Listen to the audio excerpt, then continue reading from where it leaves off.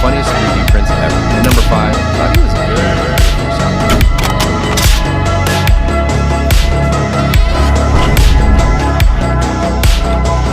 And number 4, bro solved a problem that never existed.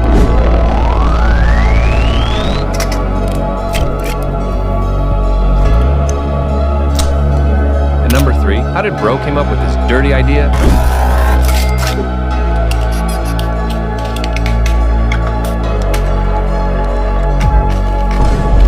And number 2, bro just used a piece of paper to mark your pages.